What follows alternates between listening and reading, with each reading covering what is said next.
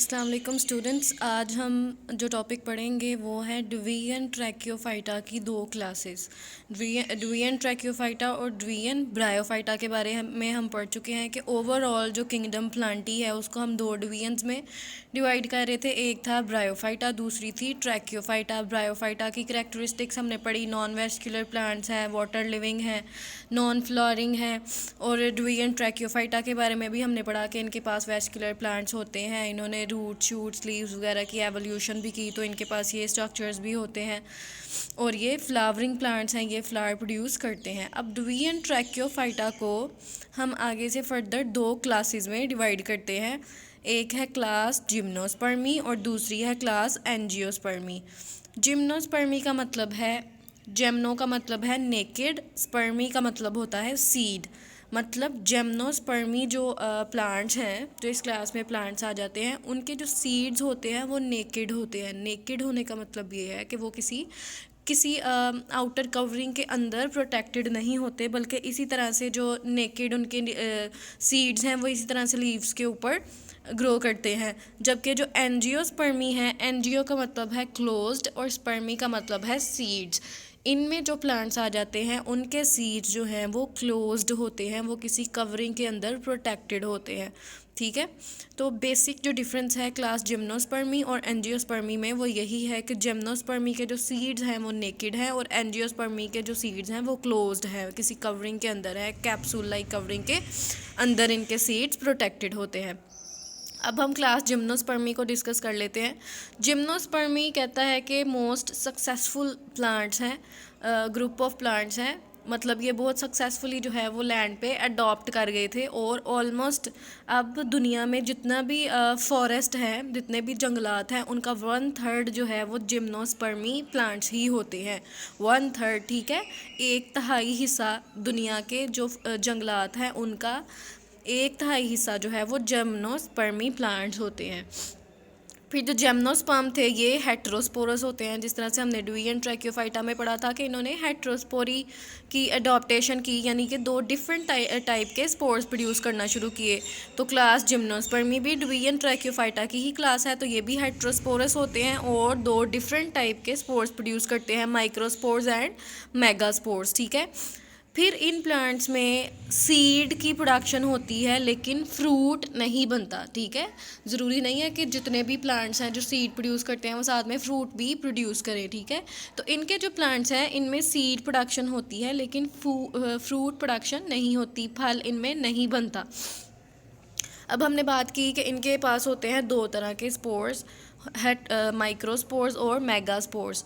तो अब ये जो माइक्रोस्पोर्स हैं वो बनेंगे लीव्स के ऊपर। इनके जो स्पोर्स हैं वो लीव्स के ऊपर, लीव्स की सरफेस के ऊपर प्रोड्यूस होते हैं। ठीक है, जो माइक्रोस्पोर्स हैं वो जिन लीव्स के ऊपर प्रोड्यूस होते हैं उनको हम बोलते हैं मेगास्पोरोफिल्स, और जो माइक्रोस्पोर्स हैं वो जिन लीव्स के ऊपर प्रोड्यूस होते हैं उनको हम बोलते हैं माइक्रो स्पोरोफिल, और जो मेगास्पोर्स हैं वो प्रोड्यूस होते हैं जिन लीव्स के ऊपर, उसको हम बोलते हैं मेगास्पोरोफिल। फिल का जो वर्ड है वो हमेशा लीव के लिए यूज़ होता है, तो मेगास्पोरोफिल ऐसे फिल्स, ऐसे लीव्स जिनके ऊपर मेगास्पोर्स बनते हैं, और माइक्रोस्पोरोफिल्स ऐसे लीव्स जिनके ऊपर माइक्रोस्पोर्स बनते हैं।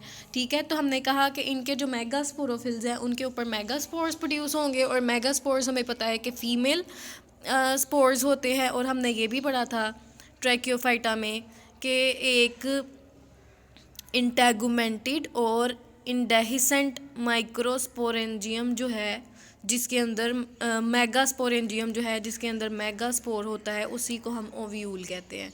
ठीक है, तो हम इसको डायरेक्टली ये बोल सकते हैं कि मेगास्पोरोफिल्स के ऊपर, उनकी सरफेस के ऊपर ओव्यूल प्रोड्यूस होते हैं।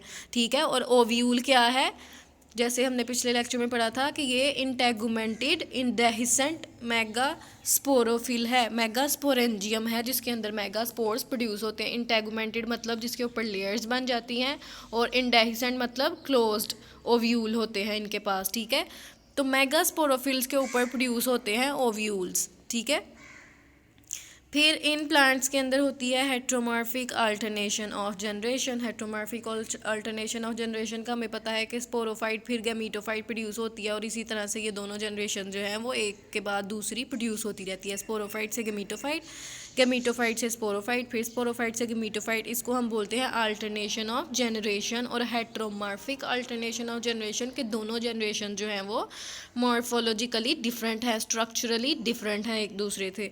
लेकिन यहाँ पे एक डिफरेंस आ जाता है। ब्रायोफाइट्स में हमने पढ़ा था कि स्पोरोफाइट जो थी वो डिपेंडेंट थी, और जो गैमीटोफाइट थी वो डोमिनेंट जनरेशन थी। लेकिन यहाँ पे उसका उल्ट है, यहाँ पे स्पोरोफाइट डोमिनेंट जनरेशन है और गैमीटोफाइट जो है वो लेस कॉन्स्पिशियस, मतलब वो जो है वो डिपेंड करती है स्पोरोफाइट के ऊपर। ठीक है, स्पोरोफाइट डोमिनेंट और गैमीटोफाइट डिपेंडेंट है। ठीक है, वो डिपेंड कर रही है स्पोरोफाइट के ऊपर, लेस कॉन्स्पिशियस है।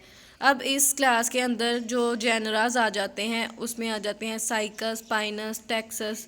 ठीक है, ये सारी जो स्पीशीज़ हैं प्लांट्स की जेनराज हैं बेसिकली। जैसे कि हमें पता है क्लासिफिकेशन में हम kingdom, phylum, class, order, family, genus और स्पीशी।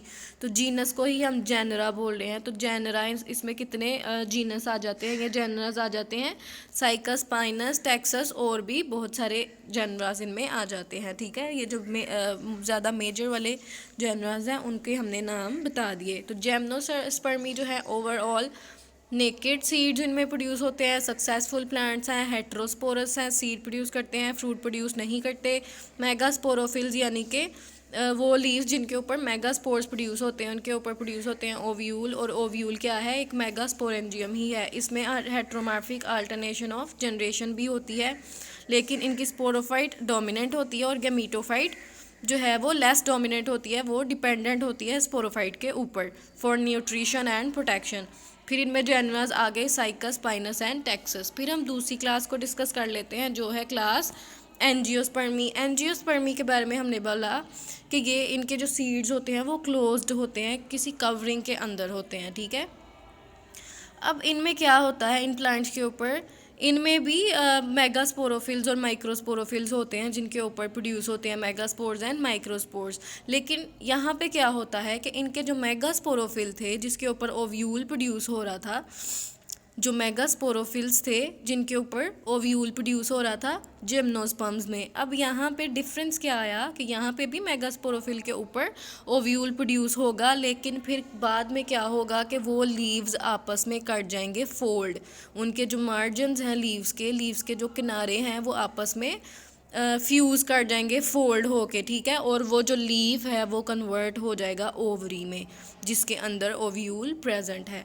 क्या हुआ, जो मेगास्पोरोफिल था उसके ऊपर हमने कहा ओव्यूल ग्रो किया, उसके ऊपर ओव्यूल प्रेजेंट है, तो अब लीव क्या हो जाएगा, क्लोज हो जाएगा, फोल्ड हो जाएगा, जिसकी वजह से उसके अंदर ओव्यूल जो है वो क्लोज्ड कैविटी में आ जाएगा। ठीक है, किसी भी लीव को अगर हम पकड़ के उसके मार्जिन्स को, उसके किनारों से हम उसको फोल्ड कर दें, बिल्कुल उसी तरह उसका लीव जो है वो फोल्ड कर जाता है, जिसकी वजह से उसका जो ओव्यूल है वो उस लीव के अंदर लॉक हो जाता है, और वो लीव जो है बाद में कन्वर्ट हो जाता है ओवरी में।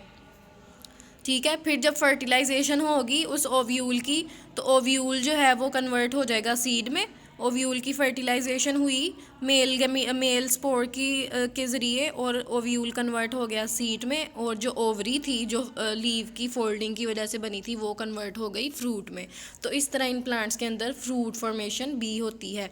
लीव्स के फोल्ड करने की वजह से ओवरी बनी, और ओवरी जो है वो बाद में कन्वर्ट हो गई फ्रूट में, और जो उसके अंदर ओव्यूल था उसकी फर्टिलाइजेशन हुई और वो कन्वर्ट हो गया सीड में। तो इस तरह से सीड एंड फ्रूट बन जाते हैं। इनमें ऑलमोस्ट कितनी स्पीशीज़ आ जाती हैं, 2,35,000 से लेके 36 लाख स्पीशीज़ आ जाती हैं। ठीक है, और ये भी हेट्रोस्पोरस होते हैं, और ये डिफरेंट तरह के स्पोर्स प्रोड्यूस करते हैं, माइक्रोस्पोर्स एंड मेगास्पोर्स।